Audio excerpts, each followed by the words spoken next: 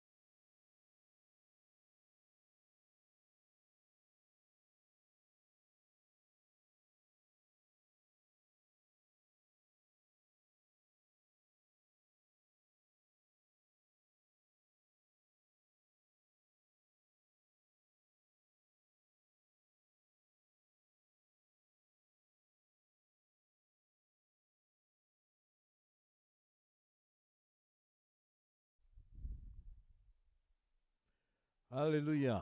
Selamat sore saudara-saudara sekalian. Selamat bertemu kembali di dalam pendalaman firman Allah. Sore hari ini kita akan membuka kitab Yosua. Kitab Yosua pasal 14 dan kita akan mulai baca dari ayat 6 dan seterusnya. Yosua 14 ayat 6 dan seterusnya. Bani Yehuda datang menghadap Yosua di Gilgal.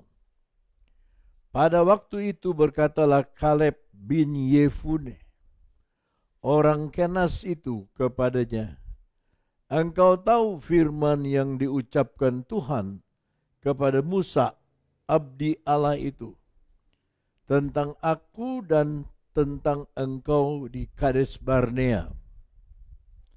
Aku berumur 40 tahun ketika aku disuruh Musa, hamba Tuhan itu, dari Kades Barnea untuk mengintai negeri ini.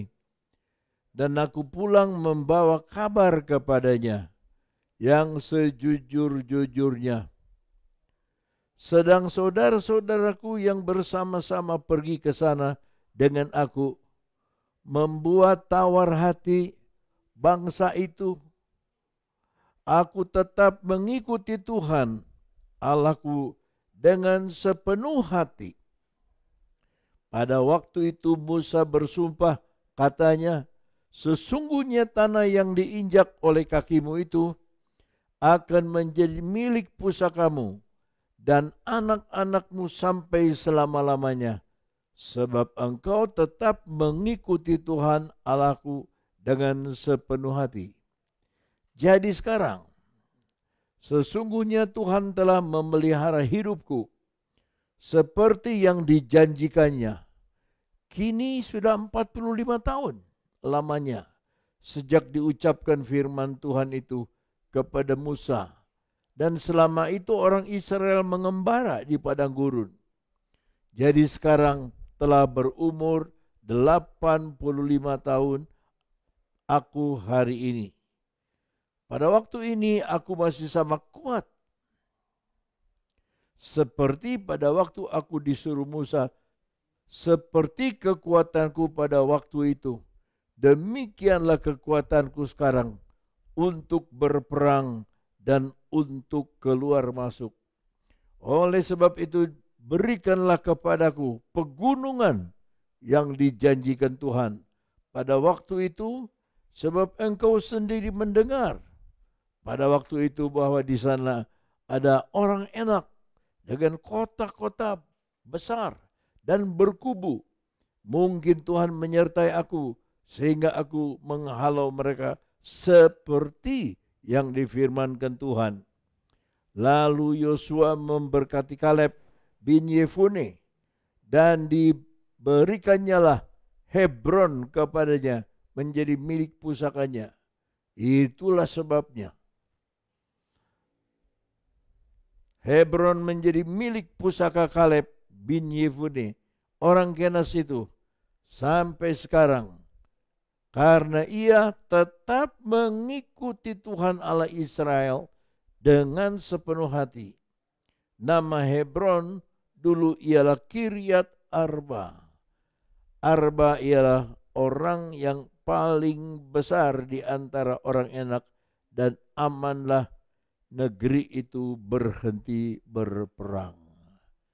Ini kisah dari Kaleb, saudara-saudara. Kaleb bin Yefune 45 tahun yang lalu dia mendapat perjanjian bahwa Tuhan akan memberikan tanah di mana kejejakan kakimu berdiri, tanah itu akan diberikan. Nah, ini cukup lama, saudara, 45 tahun. Setelah 45 tahun dia berusia sekarang 85 tahun. Dia berkata kepada Musa bahwa berikanlah pegunungan ini.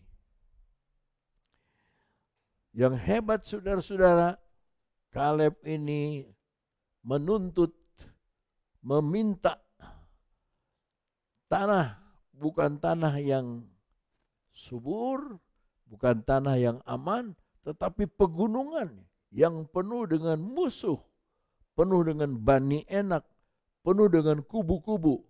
Dia punya iman luar biasa. Dia bilang, berikanlah pegunungan itu.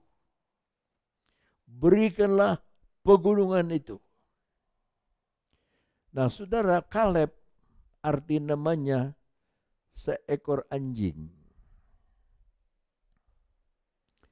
Dan Yefune ayahnya arti namanya dia akan siap sedia. Dia akan mempersiapkan diri. Dia akan menghadapi. Yefune. Jadi bapak menurunkan anak yang baik. Saya tidak tahu kenapa dia disebut Kaleb yang artinya seekor anjing. Tapi saya ingat dalam Matius 15, seorang perempuan Kanani datang kepada Yesus dan berkata anaknya sakit, minta tolong. Tapi Yesus berkata, aku hanya diutus untuk domba-domba Israel. Tapi perempuan Kanani ini terus meminta tolong untuk anaknya. Lalu Yesus bilang, tidak patut roti yang untuk anak-anak diberikan kepada anjing. Tapi perempuan ini tidak tersinggung, malahan dia berkata, betul Tuhan, anjing tidak dapat roti yang utama, tapi dia dapat makan remah-remah roti yang jatuh dari meja tuannya. Lalu dengan kata-kata itu Yesus kagum kepada iman dari wanita ini. Dan dia berkata, jadilah sebagaimana imanmu, anakmu itu sembuh. Dan sembuhlah anak itu. Saudara, anjing mempunyai karakter yang luar biasa. Penciumannya 10 kali daripada manusia. Pendengarannya 10 kali lebih dari manusia. Tajam pendengarannya. Dan saudara-saudara, seekor anjing yang pertama, dia adalah anjing yang setia. Ya. Dia anjing yang setia. Setiap hari dia setia kepada tuannya. Dia seperti mempunyai perasaan yang bisa mengerti tuannya itu. Banyak kehebatan dari anjing. Tapi sore hari ini saya ingin berkata beberapa saja. Yang pertama, dia setia. Apakah kita setia kepada Tuhan kita? Tuhan di atas segala Tuhan. Apakah kita setia dalam hal yang kecil? Apakah kita setia untuk perkara-perkara yang sederhana? Kalau kita setia dalam hal yang sederhana, pasti Tuhan akan memberikan pegunungan yang besar. Karena dia setia. Belajarlah setia dari hal yang kecil. Amsal 20 ayat 6 berkata, banyak orang memuji dirinya sendiri, tetapi orang yang setia, siapa boleh mendapatkannya? Nah, saudara, tadi kita baca bahwa dia masih mempunyai kekuatan sama dengan usia 40 tahun untuk keluar masuk. Apa maksudnya keluar masuk? Mari kita buka Injil Yohanes pasal 10 ayat yang ke-9.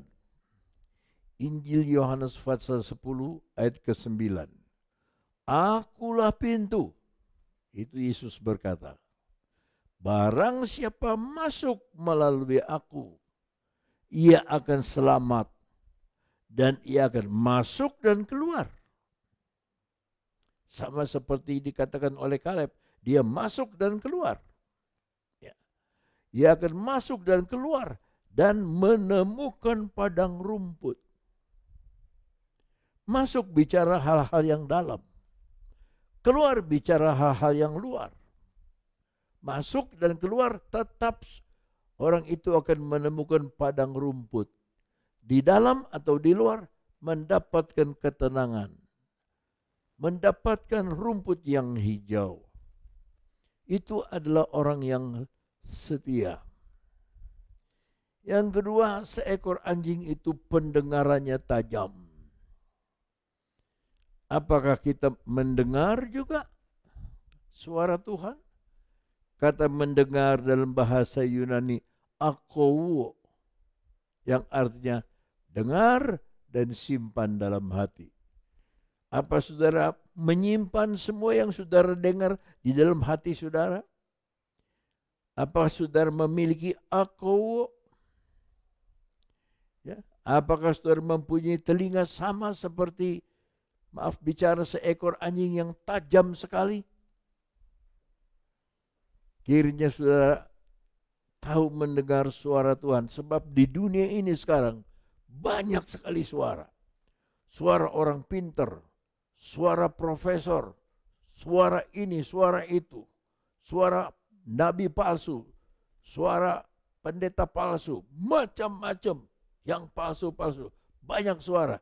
Tidak usah diperhatikan. Karena domba-dombaku, kata Yesus, mengenal suaraku. Itu sebabnya telinga kita harus selalu terbuka kepada Tuhan Yesus Kristus. Yang ketiga, penciuman anjing itu luar biasa. Maka anjing itu saudara, dia digunakan untuk mencium narkoba, ya, walaupun itu narkoba disembunyikan di tas, polisi tidak tahu, ya, yang di pelabuhan tidak tahu, tapi anjing itu dia lacak, dia tahu. Dia bisa tahu bahwa di dalamnya itu ada yang mencurigakan. Waktu saya ke Amerika, dan di Amerika saya mau pulang, saya ditahan, tidak boleh pulang. Karena di tas saya dicurigai ada apa-apa. Tapi orang itu bertanya, apa kamu makan obat? Ya, saya makan obat. Saya ada jantung yang lemah, saya harus makan obat. Obat itu mengandung sesuatu yang ada juga pada bom. Jadi saudara-saudara, Bapak itu mengizinkan saya pergi karena dia tahu saya orang sakit dan makan obat. Obatnya dikasih lihat. Ya. Tapi penciuman dari seekor anjing ini luar biasa. Di mana Yesus berada? Di situ saudara harus berada. Kita lihat Yohanes 12 ayat 24. Yohanes 12 ayat 24. Di sana Tuhan Yesus berbicara kepada murid-muridnya dan orang-orang sekeliling. Bunyi demikian. Aku berkata kepadamu, sesungguhnya jikalau biji gandum tidak jatuh ke dalam tanah dan mati, ia tetap satu biji saja. Tetapi jika ia mati, ia akan menghasilkan banyak buah. 25. Dalam ayat 25 dikatakan oleh Tuhan Yesus, barang siapa mencintai nyawanya, ia akan kehilangan nyawa. Tapi barang siapa tidak mencintai nyawanya di dunia ini, ia akan memeliharanya untuk hidup yang kekal. Banyak orang bisa jatuh ke bawah, bisa rendah hati seperti biji gandum. Dia jatuh ke tanah dia rendah hati, tapi belum bisa mati. Kita tidak akan mengalami kebangkitan Tuhan kalau kita tidak mati bagi diri sendiri. Biarlah kita hidup sama seperti seekor anjing yang penciumannya tajam. Di mana ada benih itu kita cari. Di mana Tuhan berada kita cari. Di mana hadirat Allah kita cari. Di mana kita menyembah Tuhan kita cari. Mungkin dalam doa 1 jam saudara hanya mengalami 1 menit. Pertemuan yang luar biasa itu saudara rasa itu. Tapi itu cukup mengganti kelelahan kita. Memuaskan jiwa kita. Karena kita memiliki sesuatu yang tajam. Yang keempat, seekor anjing itu tidak pernah dendam, saudara. Pernah saudara satu kali marah sama anjing, dia lari. Tapi kalau saudara panggil, dia kibas-kibaskan lagi ekornya. Ya, dengan senang di pinggir saudara. Dia tidak pernah menyimpan dendam. Dia selalu baik kepada tuannya. Demikian juga kita. Selama 45 tahun, Kaleb, dia tunggu itu janji. Tapi belum dapat juga. Lalu dia tuntut kepada Musa dan Yosua. Dan dia berkata, saya minta pegunungan ini. Nah, kalau kita baca tadi, Yosua memberkati Kaleb. Dan semua tanah itu diberikan kepada Kaleb. Saudara-saudara, janji Tuhan pada usia 40 tahun. Penggenapannya setelah dia 45 tahun. 85 tahun. Baru janji Tuhan digenapi. Jadi janji Tuhan kadang-kadang lama. Kadang-kadang cepat. Tapi jadilah setia. Sama seperti Kaleb. Sebab dia berkata, aku memberitakan firman Tuhan dengan sungguh-sungguh.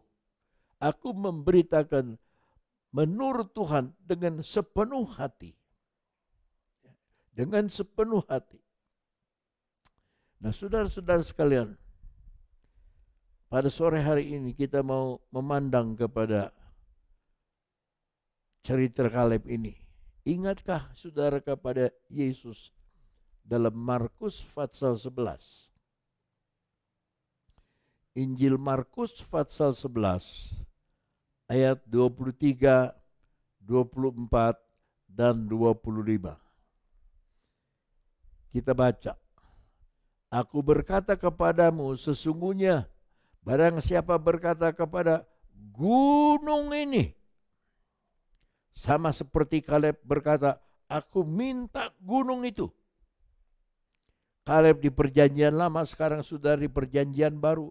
Yesus berkata, barang siapa berkata kepada gunung ini, ya, beranjak dan tercampak ke dalam laut, asal tidak bimbang hatinya, tetapi percaya bahwa apa yang dikatakannya itu akan terjadi, maka hal itu akan terjadi baginya. Ini bukan doa, ini berkata. Barang siapa yang berkata kepada gunung ini, sama seperti Kaleb, dia berkata, berikan aku gunung itu. Ya. He shall have whatever he say. Dia akan memiliki apa saja yang dia katakan. Lalu ayat 24 berkata begini. Karena itu, karena ayat 23 tadi, aku berkata kepadamu, apa saja yang kamu minta dan doakan, baru kita berdoa sekarang. Ya, apa saja yang kamu minta dan doakan, percayalah bahwa kamu telah menerimanya, maka hal itu akan diberikan kepadamu. Telah menerimanya, seolah-olah kita sudah terima. Kita bilang terima kasih sama Tuhan, walaupun kita belum lihat itu.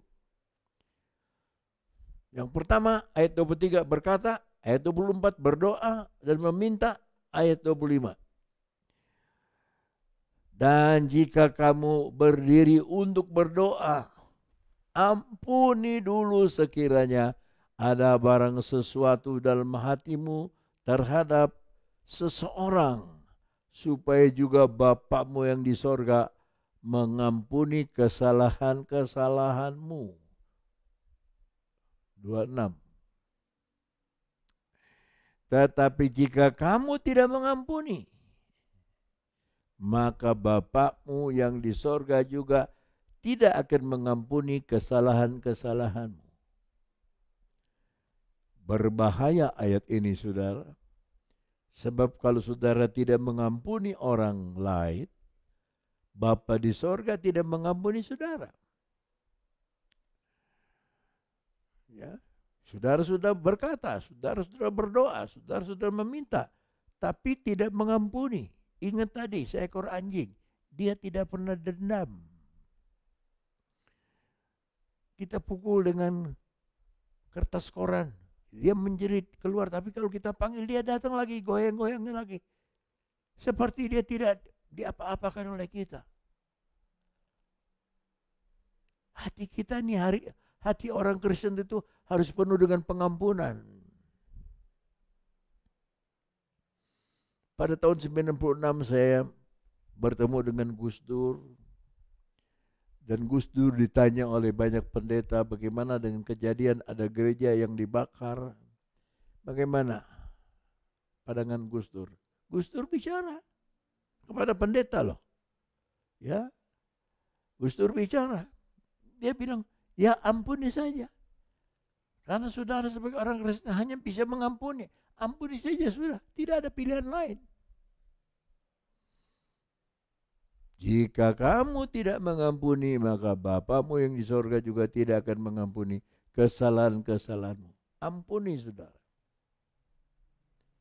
Mengampuni itu seperti Tuhan. Banyak kesalahan kita. Tapi begitu ketemu Tuhan, Tuhan kasih anugerah pengampunan kepada kita. Kita ada sebagaimana kita ada sekarang. Saya bisa bicara sekarang nih karena pengampunan Tuhan. Saya bisa menyapa saudara-saudara, bisa melihat saya karena disebabkan oleh pengampunan Tuhan. Maka dari kitab Kejadian, Tuhan sudah mengampuni Adam dan Hawa sampai kepada Wahyu. Yesus disebut anak domba Allah yang menebus segenap dosa dunia ini. Apa artinya? Seluruh Alkitab bicara dari pengampunan. Jikalau orang Kristen, seorang Kristen, termasuk pendeta hamba Tuhan, tidak memiliki roh pengampunan, maka dia seperti buang garam di laut. Tidak ada gunanya. Jadilah seperti guru kita. Jadilah seperti Tuhan kita. Suka mengampuni. Sebelum mati, sebelum menghembuskan nafas di salib, Yesus berkata, ya Bapa, ampunilah mereka karena mereka tidak tahu apa yang mereka perbuat.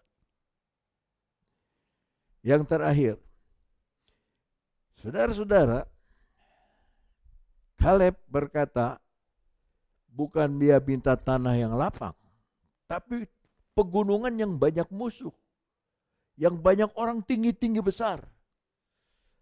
Ya, akhirnya Kiryat Arba itu diberikan menjadi Hebron. Hebron artinya persekutuan, associate, berteman banyak. Ya.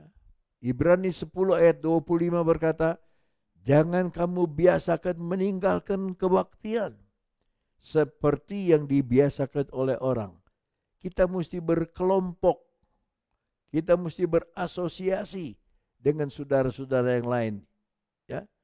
Kita mesti hidup bersama dengan saudara-saudara yang lain. Saya baca, janganlah kita menjauhkan diri dari pertemuan-pertemuan ibadah kita, seperti dibiasakan oleh beberapa orang. Tetapi marilah kita saling menasehati dan semakin giat melakukannya menjelang hari Tuhan yang mendekat. Lihat saudara-saudara, kita harus berasosiasi dari Kiryat Arba, kota Arba, berubah menjadi Hebron, persekutuan. Asalnya dari perjuangan, akhirnya dalam persekutuan, Hebron diberikan kepada Kaleb sampai sekarang. Sekianlah firman Tuhan, saudara-saudara. Kiranya Tuhan memberkati saudara. Kiranya Tuhan memberikan damai sejahtera, sukacita di dalam kehidupan saudara masing-masing. Mari kita berdoa. Bapa surga yang maha agung, maha besar, maha memberi, maha menyediakan, maha menolong, maha menghapus dosa, maha melupakan, maha mengingat kami yang tidak mampu berbuat apa-apa. Tetapi Engkau mengangkat kami dari lumpur dosa dan menaruh kami pada batu karang yang besar. Terima kasih Tuhan. Terima kasih. Kami berdiri di atas janji-Mu. Lambat atau cepat, Engkau pasti akan memberikan apa yang Engkau janjikan kepada kami anak-anak-Mu, umat-umat-Mu. Terima kasih Tuhan. Kami berdoa untuk jemaat yang sakit, orang yang sedang sakit di rumah sakit, atau di tempat tidur dimanapun mereka berada. Hamba-Mu tidak tahu, hamba-Mu tidak melihat, tetapi Engkau melihat.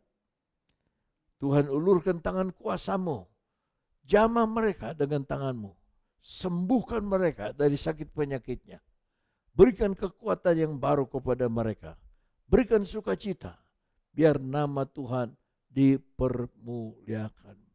Terima kasih Tuhan, terima kasih.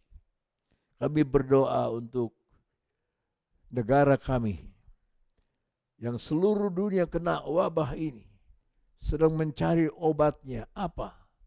Macam-macam orang berusaha. Tapi kami tahu, dengan hal ini kami tahu, kami betapa lemahnya manusia. Betapa rapuhnya kami. Jalan yang ramai menjadi sepi. Kumpulan yang ramai menjadi sepi. Semua orang tinggal di rumah. Betapa rapuhnya manusia. Karena kami menghadapi penyakit yang kami tidak bisa lihat. Tapi Tuhan, berbelas kasihanlah kepada kami. Tolonglah rakyat Indonesia.